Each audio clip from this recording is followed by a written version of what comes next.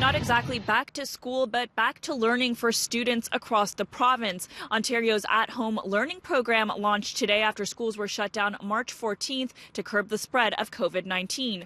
The program is led by teachers and, of course, presents new challenges, but the goal is to keep students on track to complete the school year.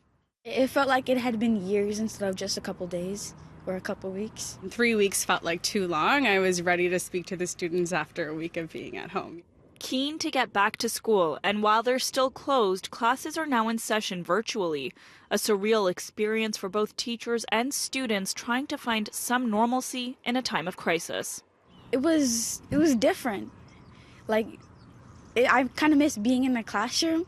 I never thought I would say that, but I really do miss being in the classroom. The program will be a mix of live and taped teaching. Today for our language lesson, we are doing letter writing. This morning, grade 7 teacher Yazdani set up charts in her house. Students have access to the video I've created, and they have access to a slide deck. And a live class for her students on Google Meets. All the students were really excited, and they're all like waving, and some of their parents were in the background to say hi as well, so that was great.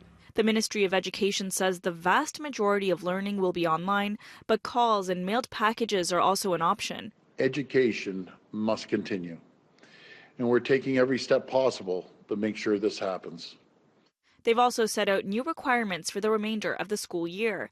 Kindergarten to grade 6 students are expected to complete 5 hours of work each week, grades 7 and 8, 10 hours of work a week, and grades 9 to 12, 3 hours of work per course each week for semestered students, 1.5 hours per course for non-semestered students. The biggest challenge of teaching this way is, of course, some of the students don't have access to technology right now. The TDSB, with the province's help, is working on rolling out devices to families in need. And apart from that challenge, not being face-to-face presents its own problems. I think it would be actually connecting with the teachers, because I think it's easier to connect in person than online. It's a difficult time for them and for us, and so that's what takes priority right now. Their well-being, and then their learning comes next. Schools will remain closed until at least May 4th. And on top of virtual classes, the Education Minister says students will also be able to access mental health resources. For City News, I'm Yazdani.